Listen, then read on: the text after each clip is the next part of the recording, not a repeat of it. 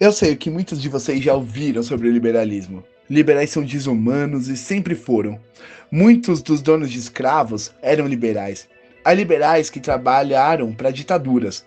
Muitas das potências coloniais eram liberais. Houve genocídios provocados por liberais.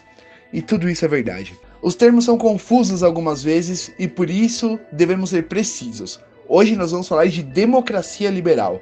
Não é um sistema perfeito. Como diria o Emicida, A democracia é o pior de todos os sistemas, com exceção de todos os outros. Bora falar um pouquinho sobre a democracia liberal? Então se liga aí.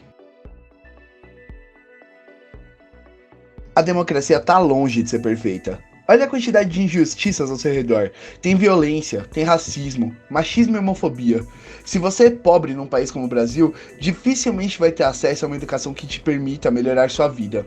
Os filhos da classe média, os filhos das elites, já começam a corrida da tal meritocracia com 200 metros de vantagem. Nós não vivemos num país justo. E se revoltar com isso é um direito de cada um de nós. Mas não sou eu que tô dizendo isso não, tá? Quem disse isso pela primeira vez foi John Locke, um dos pais do liberalismo. Se isso te surpreende, vamos voltar duas casas. Liberalismo é um conceito político, não um conceito econômico. Locke, Hobbes e Smith falavam sim de liberalismo econômico, mas defendiam essa bandeira porque quando eram vivos, o rei podia mandar seus soldados invadirem a casa de qualquer um.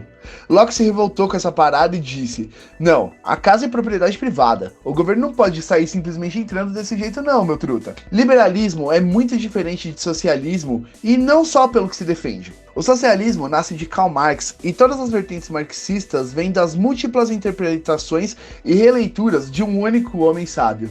E ele era muito sábio mesmo. O liberalismo é muito diferente nesse sentido. Montesquieu, Voltaire, Adam Smith, Rousseau, Kant, Locke, Hobbes, Stuart Mill, Popper. Sim, o Popper, aquele do paradoxo de Popper que tem se falado tanto. Pois é, ele era liberal. Os liberalismos são muitos e discordantes entre si.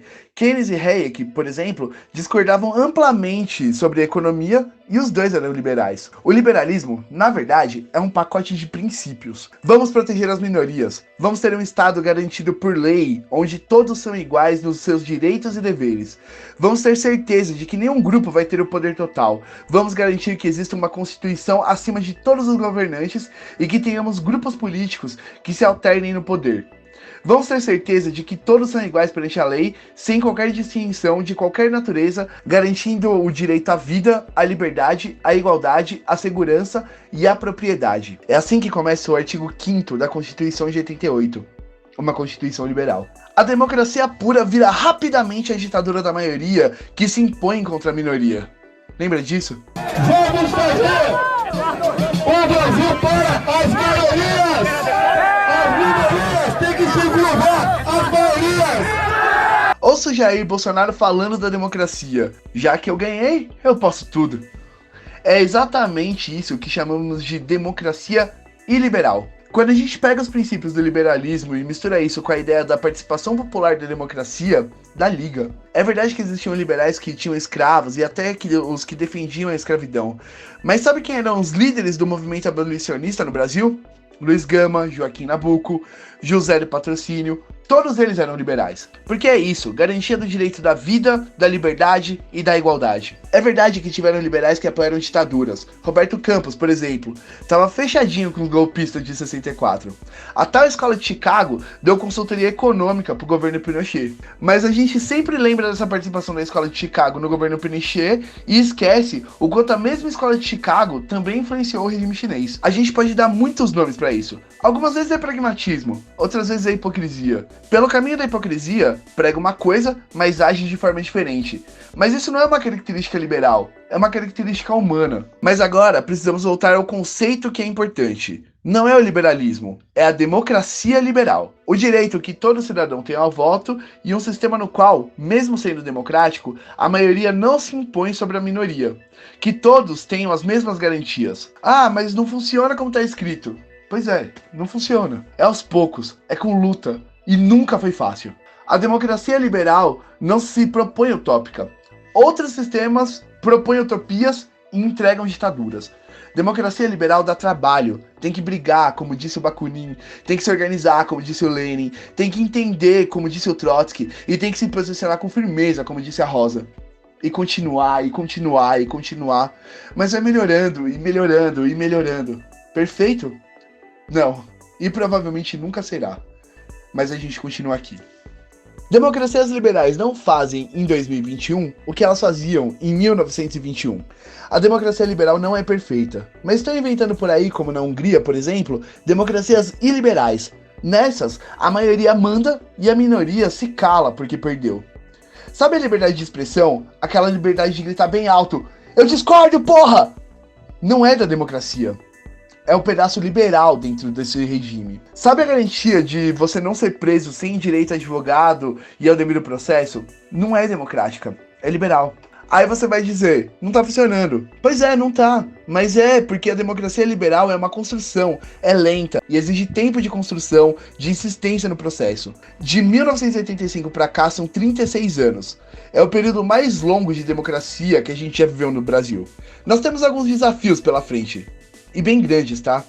A transição da economia industrial para digital, que vai criar muito desemprego. A profunda desigualdade no Brasil, que prejudica o futuro, tanto das pessoas quanto do próprio país. Trazer o Brasil para competir internacionalmente nos setores de energia limpa e software, porque isso é o futuro.